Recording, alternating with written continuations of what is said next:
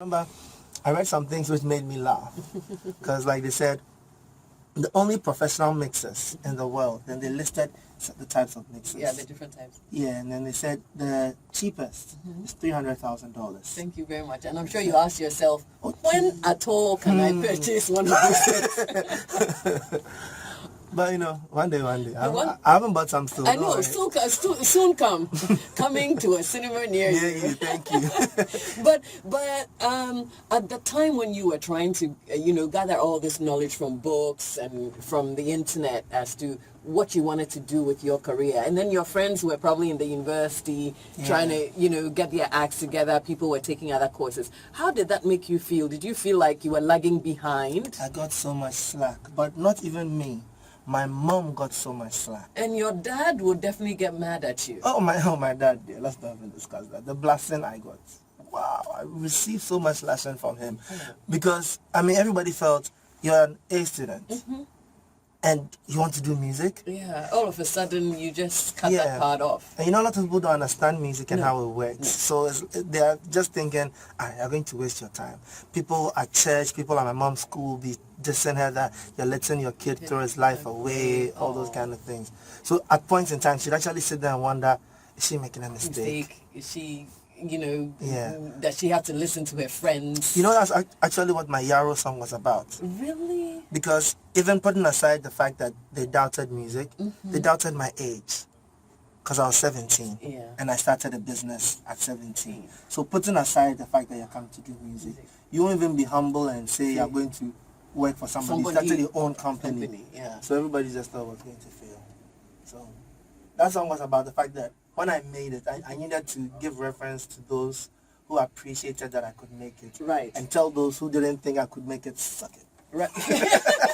Oh, you just said it. Well, truth is, you went through all these challenges. Your parents, didn't understand what you really wanted to do. I'm sure your friends were also looking at you differently. But when did you realize that I'm sticking to my guns, I'm going to go with this, and I'm going to make sure that I make the best out of this decision?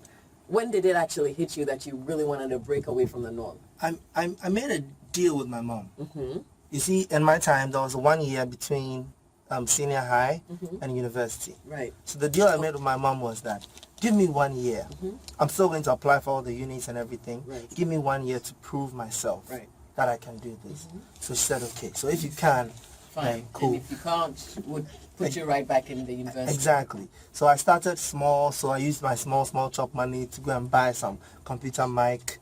I used to put, my science actually helped my career because I used to put it on the table. But if the artist is too tall, then I'll use my biology gas, my physics gas to lift it up. So music with science. Yeah. No, school teaches you a lot of things that you can apply no matter where you are. Yeah. So far as you let the school go through your head and not through your body, and then it goes away. Yeah. So then after a while, after like 2 months, my mom realized, no, it's like he's actually creating. Yeah, people were coming from different places to come and record. The studio was just in my room. My brother too suffered because you were sharing the room with him. He had to sacrifice his room for us to share, so I can use my room for studio. But you go suffer some. So then it started working out small. Then my mom decided to take a loan. So since I had nothing, I couldn't take a loan. So she used her salary to take a loan for me. Then I bought a mic. A proper mic this time. A new PC. Then my sister too, who was abroad, saw that I was doing well. Then she said, okay, let me also help out small. Buy this, mixer. Then small. So by the time the year was up, I was actually getting recognition. By that time, Tiny had started recording in the studio. Amanziba had been to the studio. Her like, okay, something can actually come from this. Right. So I sat down with my mom again and had another discussion. Yeah. And then she said, okay, so if I'm abandoning the whole medical path, what else would I want to do if the music didn't work? And I said, okay, I'm really good with computers, so let me work on computer engineering. And I've done my research, and the best computer engineering school at that time was NIT. So you went to NIT? Exactly, because that one too has a flexible time, So you can do your music on the side and still go to school. It was 3 days in a week. So then I started that, and by the time I was done with NIT, I'd almost blown up. Yeah, because then, you started recording your own Exactly. music. Everybody knew Richie. Exactly. You were out there, and, the fame was just rolling. So it all worked according to plan. It all worked according to his plan. According to his plan, and definitely not your plan. And so, what did your mom have to say about, okay, I finished with NIIT, I have recognition now, my music is out there, people know me. What was the reaction you got from your folks? I mean, my mom always trained me to be very sensible. And anything you do, be sensible about it. So, I mean, the reason I started a business, created a record label, created a studio was, okay, fine, I want to do music, but I need to survive. Mm-hmm. So you should be able to create something that has a constant inflow of money. You get me? So I can't just be a musician who'll be sitting there waiting for things to happen for me. Right. I should be the one making things happen. Yeah. So as long as at every point in time, I kept coming up with new ways to grow the business, she was comfortable that, okay, well, it's happening. Yeah. Yeah. Why did you choose the name Lynx for your company? Lynx is a cat. Okay. First of all, I'm a cat fan. All right. Not in the ever kind of No. I didn't go there in my head. Okay, Not sorry. yet. I did.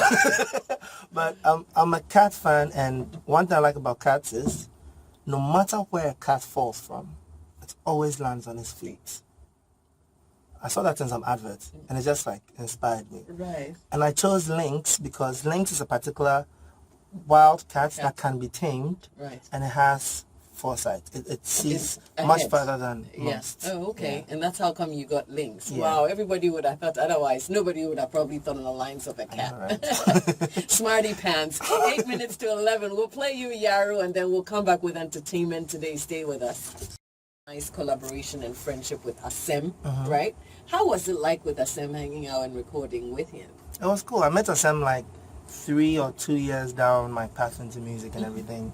They came to record from senior high. There were like 16 boys came to do demos and stuff. Oh, I see. So after that, I told them like he's good. So when he finishes school, he should come back and we'll see what we can do. Right. So the chemistry was good. Creatively, we really clicked and everything. So it was really cool. Yeah. And after a little while, Asem and Richie went their separate ways. What happened? I know. You see, life there happens all the time. I know, right? Yeah. What really happened? Oh, a lot happened, but I don't want to. Okay, I know a lot might have happened, but it's a rainy day, so we will summarize it.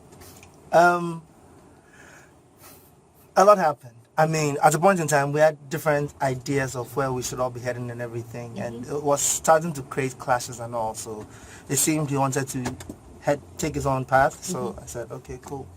I just kept doing my thing and allowed him to do his. And how long did you work together? So let's say I started working with Sam in 2005. Yes. And he left in 2009. Okay, so about 4 years. Yeah. And you also work with Logan and Easy, Ziggy, all of your Lynx Entertainment record label. How was the relationship like with all those folks? It was good. We always say that one good thing and bad thing about Lynx is that we are more like a family. I don't believe in the whole structure where you're forcing people to do things, because it's music. They need to be able to express themselves. So we become friends, we become like family. So all these people, was really cool working with them. We bonded all the time. Would you say also that it wasn't only about work, but you also got some of your fantastic experiences from working with all these people? Yes, a lot of experience. I mean, because I get my creativity from everything around me. Right. So the people around me also influence how I think and how I create. Right, right. And then Richie, Asem, OJ Black, Easy, and Ziggy collaborated on Africa's Moment, which was featured on Hello Africa. Yes, Sony Music release. Yeah. How was all of that for you? It was exciting. It was exciting? I mean, regular small boy in Ghana, and then Sony Music contacted us that we should do. They actually contacted me that I should do a song for the Hello Africa album. Right. So then I told them, okay, these people are my artists. They're people you work with. Exactly. So we put us all together to produce a song. So you didn't think about yourself, as the front man, but you got your group to go with you. I normally believe in power and great numbers. Yes, in numbers. Yeah. Yeah, not quantity, but quality. Quality. Exactly. Like the reason I created a record label, the truth is, I wanted to start a revolution with music which had English in it, and be able to create things like hip-hop hitting in Ghana, R&B, all those kind of things. Dancehall. I've been trying to make dancehall hit for so long with songs like Golo Golo and Shokoli for Iwan, all those kind of things. But I always knew that I couldn't do it on my own. I needed a ripple effect. Right. You get me? Because I know people before me made those styles of music hit. Right. Like, I mean, from Dead Buddy, all of them made R&B and hip-hop and stuff hit. But the problem was, when one person hits, then we go like 2 or 3 years before the next R&B or hip-hop song comes. I said, okay, if I'm going to be able to create this revolution and let it continue. Yes, I need an army. Right. So as I'm releasing, this person is releasing, that person. So look, I'll tell you the truth. A lot of the artists, I caught them and forced them to record. Some of the established artists, you get me? I'll call an artist and play a beat for him for free. And just so that I can keep pushing the hip-hop brand and all. Yeah. Right, right. So I always believe that if one person makes it alone, I mean, we all know, say, prayer back home. Exactly. You need that whole broom, all the little sticks to come together for the broom to I say one reason Ghana hasn't gone international is because every artist who gets the chance to go international tries to go alone. Yeah. If you go it alone, it's kind of hard to put your name out there. You got to go it as a group. So did this music deal pay you a good amount of money? From the distribution online, yes, it was good. It was good for you. And did it make you feel like, oh, I have arrived? Or was it in your mind? Did you feel like, oh, I've really worked hard to get here? I've never in my life felt like I've arrived. Okay. Because I have a problem. My dreams are too big. They are so big, and where I want to reach, like my ultimate dream is that by the time I'm 40, which is 10 years away, by the time I'm 40, which is 10 years away, I want to win former small boy now, Baba.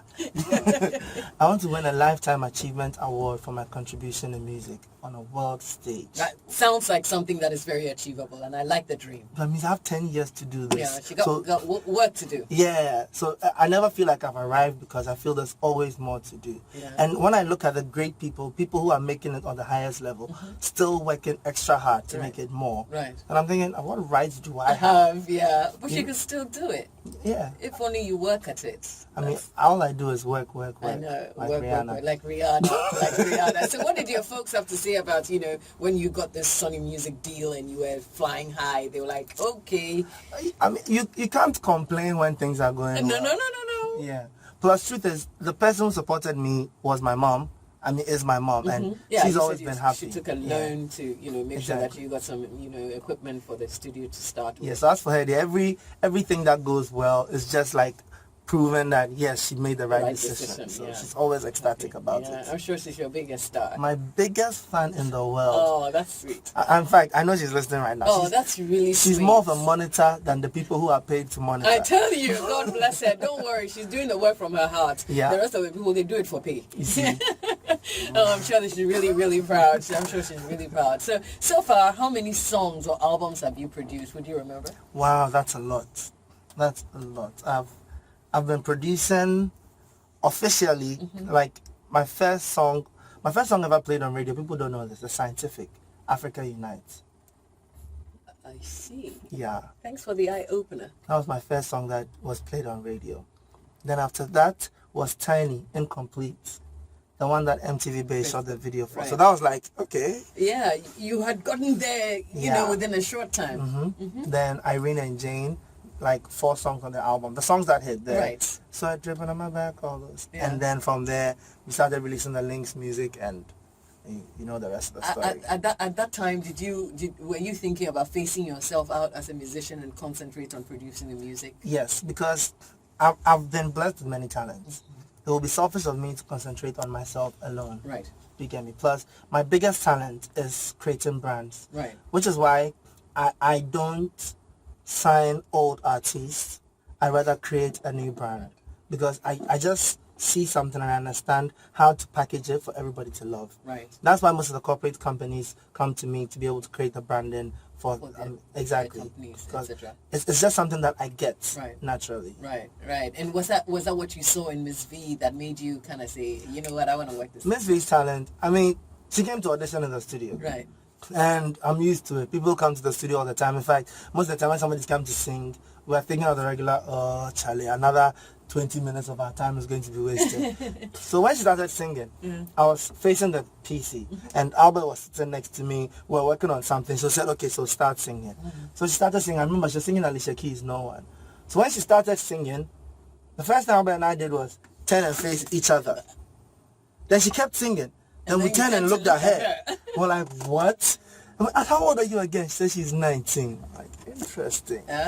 Yeah, it's like you know, like when you're watching The Voice and they have discovered The Voice and they turn. Yeah, that's the kind of feeling. What we noticed most was the emotion in her voice. I remember I actually asked her that day, "You've been through a lot in life, because you could feel it. You could feel the emotion in her voice, and music is emotion. Yeah. So when you have that emotion in your voice, you can carry out a message. Because most people don't even listen to lyrics, especially in Ghana. You can write some killer lyrics and nobody will hear. You're like, Charlie, I wasted my time. They're just looking for the 2 catchphrases in the song and start singing along. The rest is history. But emotion is what everybody understands. So when you have an artist who can carry out emotion, it's perfect. You're right. You're right about that. And is do you let me sidestep a little bit. Do you listen to music with that critical ear as well when you're listening to a song? Do you listen out for the emotion, it's so beats, sad, the intricacies? I always say being in the creative industry is so sad because I don't get to enjoy things the way people do. Yeah, you just have to be constantly regulating it. Like, let me tell you something I used to do before I made it. I used to go to the club to listen to music. So I'll go to the club and sit down. Not even stand, because if I stand, I'll get tired. I'll sit down and listen to the music and watch how people react to the music. I started watching trends, how people dance. For instance, even recently, I just did that to go and watch, and I noticed Ghanaians like the 4 beats. 1, 2, 3, 4. Every dance in Ghana has pa, pa, pa. But every dance follows like that. 4. Yeah. And it's in every song lately that they do. But now some type of music doesn't have that type of beat. So I noticed whenever they play that, let's say some foreign songs don't have that type of beat. So the moment they play that song, even if it's a popular song, the people like their movements changes. Yeah, then it's like the next thing you see the stars scattering. Then another one comes and hey, they are back again.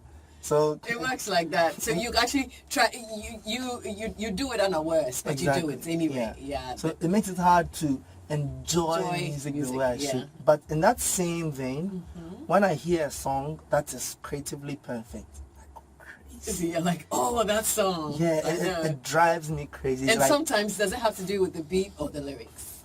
Everything. Or both. Yeah. You know, it's like when you listen to a Bruno Mars song, it's just perfect from the lyrics to the melody. We played a Treasure earlier. That was a brilliant song we recorded. Yeah. You know, I mean, he could have said, I love you, but instead of saying I love you, he said, I'll catch a grenade for you. Which is like odd, but it's real. Exactly. You know? I mean, the Talibans are very happy with that line. Hey, let's read some of your messages. John says, Richie is my man. Getting better and better. People would come to the studio and be like, who played this beat? You know the name, right? So I was just joking with it. And then someone was like, it's nice. Just keep saying it. And so I just kept saying it. You just kept saying, you know the name, right? So now which one is the one you use? No signature. No signature. Yes. You don't want links.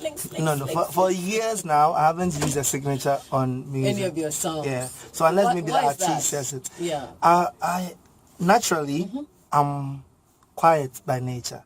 I like to stay behind the scenes, but for the purpose of being an artist and creating a brand, I had to get your brand out there. Exactly. But after a while, I felt, let me go back to the natural me, where I like to be behind and not get so much pressure. You know, sometimes it's stressful to be given pressure. You're loving the fame. You don't know how to deal with it. No, not the fame. I like the work going out there. But not the person. Oh, so you still want to stay in the back and let the work just speak for itself. True. Yeah. True. Okay, some of your messages have come in. Hi, Doreen. I'm really loving the show. Is Richie married? And that's Samira in Adenta. I mean, Samira asked my question now. I'm not married. Oh, do you have any kids? No kids yet. Samira. Answer the question yourself. Hi, Doreen. You're also on point with your interview on Joy FM, and that's Ajiman Joseph in Temba Community 9. Thanks for reaching out, Joseph. Great show, Richie. Keep on doing all. Well, these days, you don't need a degree to show what you can do. Most foreign sound engineers don't have degrees. Are they liars as well? That's radical renegade in Accra. Yes, I want to talk about this. Yeah, I know all of this is stirring up a lot of controversy on You social see, media already. So there are so many things you can do in music, especially when it comes to the production side. We have beat makers. Right. Then we have sound producers. Then we have, it's not actually even a sound engineer, it's an audio engineer. Right. Now audio engineers is even broken into recording engineers, mixing engineers, Yes, yeah. mastering engineers. Before we have the audio engineers for the event side. Do you get what I mean? So now the reason I say we don't have sound engineers in Ghana is sound engineering is not like sound production where it's an art based on creativity. It's a science. Yes, like and you can said. only be called an audio engineer when you have the Studied the degree. science, yeah. Either a bachelor's degree or a master's degree. Right. So when you call yourself a sound engineer, you're basically, it's basically fraud. Yeah, I'm sorry, yeah, but because it you're is. giving yourself a position that you haven't really worked Exactly. for. It's like somebody's a doctor because they spent 7 years in medical school or 6 years and 1 year as an intern. So if you're at home and because you can really treat people well, you say you're a doctor, it is fraud.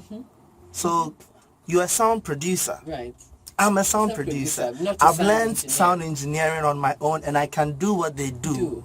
But you haven't schooled yourself properly for it. Exactly. Once I don't have the degree, I can't call myself. I think we have to end the argument here because then you can't win because it's the right explanation really. Yeah. Whichever way you look at it, that's the right way to do it. And like you're saying, I mean that's the way to go. So we have a lot of sound producers, Yes. maybe 1 or 2 sound engineers that we don't know yet. Yes. But on the event side, Yes. we have sound engineers. Yes. You get me? Like when Joy FM is organizing Nights with the Stars, they'll get a sound engineer to come and handle the sound. But I mean, on the music side, yeah. yes. And the reason is not our fault. It's not taught in Ghana. Yeah, like you were NAFTA is saying. now trying to teach sound engineering, but even theirs is based more on the event side as opposed to the music and the studio side. Yeah. You get Right, me? So right. if it was a course, if you could go to Legon and learn study sound it. engineering, then So be it. Exactly. Yeah, So it's right. not our fault. Right. We're playing music from your girl Miss V in the background right now. We're all really proud of her. Tiptoe. Yeah, Tiptoe.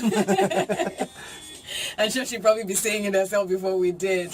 But yes, in recent months there's been a lot of talk, Miss V and Khaki beefing here and there right after the manifest and the, Sarkodie beef. What do you think about Miss V and Khaki's beef really? Oh, you see, I said this last time. Got me in trouble. You want me to say it No, again? I don't want to get in trouble. I probably didn't hear what you said, so maybe you want to make me hear it in another sense. So maybe you probably want to say it in 2 sentences. What you think about it, period. Okay, I think beef is unnecessary. True. I wouldn't let my artist beef anybody. True. Yes. And my artist isn't interested in beef either. Question answered. Who are your 5 top musicians here in Ghana at the moment? Miss V, Tiptoe. Miss V and Tiptoe are the same person. Okay. Miss V, Sarkodie. Yes. Let me see. I'm trying to think of people from different places. Ifia, oh my God, I love. Oh, your girl Ifia. I've got her track love- coming up. I love Ifia. Yeah, I love Ifia too. No 2 ways about that any day. Okay, so Okay. now you said 3. Yes. Then there's this new act that most people haven't heard of yet. She's called Sina Soul. We have to look for her. Yes, very talented girl. We'll have to look for She's her. new, so I'm really hoping that Okay. she blows Okay, up. at least through you we'll find her. Okay. Yes. And then of course Kiddy. He has the best male voice I've heard in Ghana before. Okay, so you got Kiddy, Sinasoul, from the bottom, and then you've got Ifia, you've got Sarkodie, and you've got Yes. Miss V. Okay, Yes. nice one. So let's say you are managing a number of artists at the moment right now, and the recent endorsing of political parties thing is the in thing. What advice would you give to your artists when they say to you, "When I want to endorse a political party"? I would say don't do it. And my reason is, being- if you're not an expert at something, Right. don't touch it. Right. Now, as a celebrity, as superstars, as whatever you want to call us, we have the power of the fact that the people listen to us. Do you get me? So now, you need to be responsible with Right. that power. Right. So if you are not an authority on politics, don't use your power to talk for politics and influence people. Let the people who know what they are doing use their power. Okay. Do you get what I mean? Right. Because Right. I don't, unless you are the kind of artist who is researching into politics and the policies and all those kind of things. But if you are just like the normal person who judges based on what they're hearing, don't use just your opinion to influence people, because people take our word for it. True. You get me? Right. And if you had the chance to record any foreign artists in your studio today, who would you choose? Beyonce. We all know Beyonce any day. She's so hardworking. I mean, you know the name, right? I know, right? That one day I'll say it again. And locally, if you were, if you had the chance to, create beats and record for a very amazing artist right here in Ghana, who would you pick? In Ghana, I think I've produced for everybody so far. So I probably would say, who haven't you produced for? But anybody who is up and coming and you think, I would definitely want to grab this person and do some music for them, who would you pick? Tina Soul, she's very talented. Yeah, this Tina Soul you're talking about. Okay, we would definitely try to get her through you, and we also get the chance to experience her talent. And finally, what is your advice to all these young people who are trying to do music? You started out, you had a lot of tussle with your parents. You stood your ground, and you are who you are today. There's several people who are experiencing that same thing that you're going through. What kind of advice would you give to them, and what would you advise that they do when they are also facing challenges from their folks? Okay, always remember that a dream with a plan becomes an objective. Right. So it's not enough to just have a dream to be a musician. Right. Actually make a plan. And in this day of knowledge being everywhere, you can learn. Look, I can say this on record. All the things I do, all the things I've used to create my business and everything, Right. I schooled myself on it. Yeah, you said it when we started the show. Yes, from internet and from talking to friends, going to sit in somebody's studio and watching how they are and everything. So I'm not a great person. Yeah, I'm you're just learning to be great. Yeah, I'm a normal person. So everybody can do that. Right. All it takes is your dedication, patience, determination, keys to success. Can you repeat the last one? Patience, determination, keys to success. Okay, I think that the young folks who are listening to us will take your word. We'll end with your two ladies, Miss